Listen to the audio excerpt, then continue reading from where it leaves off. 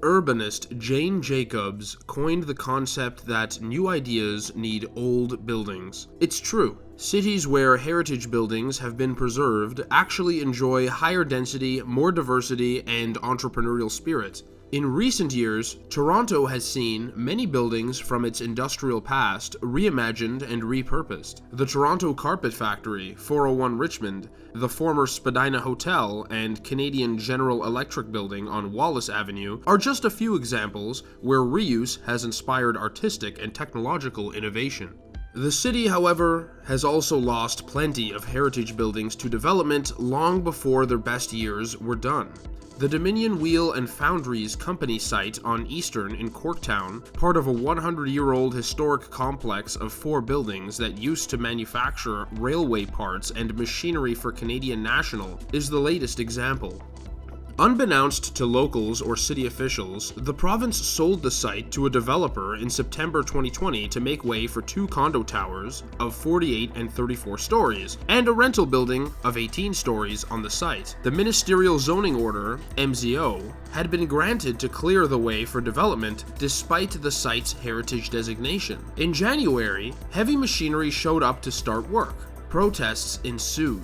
An injunction granted by the courts after the St. Lawrence Neighborhood Association raised funds on behalf of the ad hoc group Friends of the Foundry for a legal challenge has managed to pause construction, but not before the historic Gatekeeper's House was demolished. In his order granting the injunction, Judge D.L. Corbett offered that serious mistakes had been made by the province in handling down the MZO for the site. The demolition had begun not only in contravention of the Heritage Act, but a separate agreement between the City of Toronto and province covering development on the property. That agreement binds Ontario to provide a heritage assessment report that satisfies the city before any work can begin on the site. The agreement also contains a requirement for public engagement on any future development.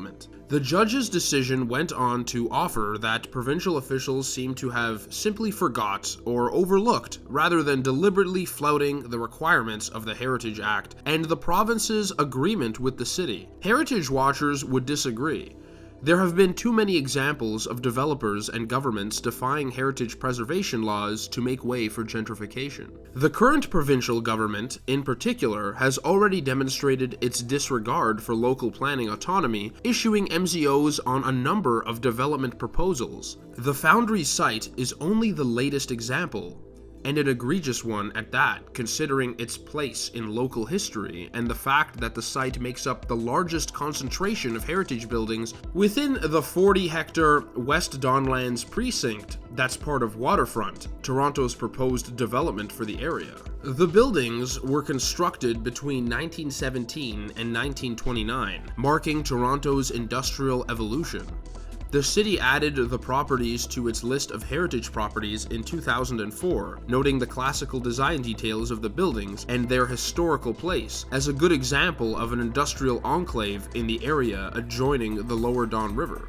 At the height of its operations, the complex provided the machinery to keep the trains running, as well as hundreds of jobs for Torontonians close to where they lived. Contamination of the Foundry buildings from decades of industrial activity has arrested the development of the site. But plans have been afoot to redevelop the site since 2006, when Waterfront Toronto floated its vision, which includes pedestrian and public spaces. In the wake of demolition, architects, urban designers, and affordable housing advocates have started an exploratory process of reimagining the site for a mixed-income, mixed-use development. A number of concepts have been floated, including proposals for a performing arts facility, galleries and maker spaces, and educational uses to go along with the condo development. A food hub and urban farm proposal has also been suggested for the site. They're all great ideas.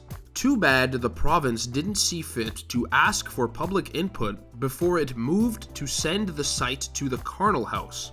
Now it will be left to a Superior Court panel of judges to decide what happens next.